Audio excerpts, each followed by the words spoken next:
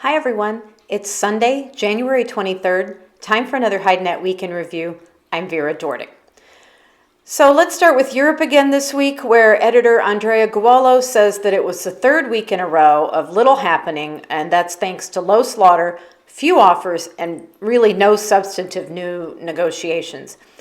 There's still a lot of uncertainty in the market, and some of the big fairs in Italy were postponed. Lydiapel, however, will still take place in February. In the UK, things were totally calm during the week, and this means that sellers could not get the high prices they were looking for.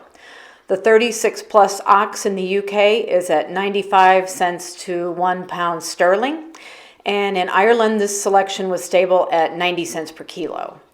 Looking at European bulls, the week was dead quiet across the entire bull supply chain. Slaughter is still quite low, but it doesn't seem to matter because any sales are for nominal volumes. Looking at southern German selections, they were selling at €1.40 to €1.50, but then again, there were just a few sales. European cows were also pretty quiet as no one has an urgent need to buy right now. And with regard to the veal sector, little has changed, and the post-holiday lull will probably end when Asia returns from the holidays. In his analysis, Andrea looks at the stalemate between buyers and sellers and the overall situation with the fairs.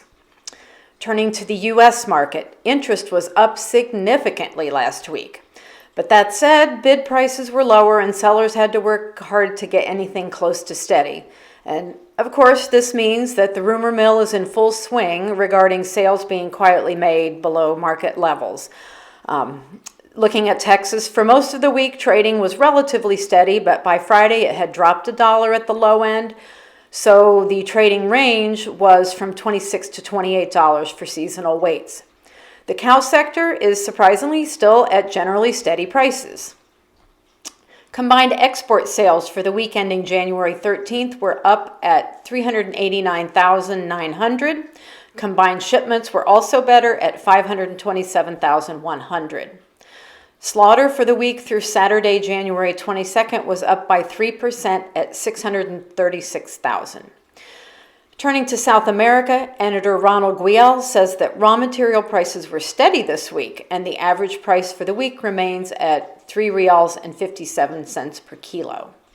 TR1 was steady as well, and the reference price is still 98 cents per square foot.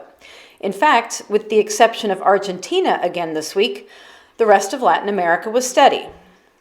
In other news from Brazil, the upcoming Inspira Mais fair will have testing for COVID-19 on site. And in Brazil, the footwear chain managed to unlock imports in Rio Grande, which were getting held up at the ports. From elsewhere in Latin America, Argentina's clothing and footwear inflation was more than 64% in 2021. Colombia's footwear imports were up 36% through November 2021, and Uruguay's leather exports last year totaled 151 million. So that's all we have for this week, and until next week, good night from HideNet.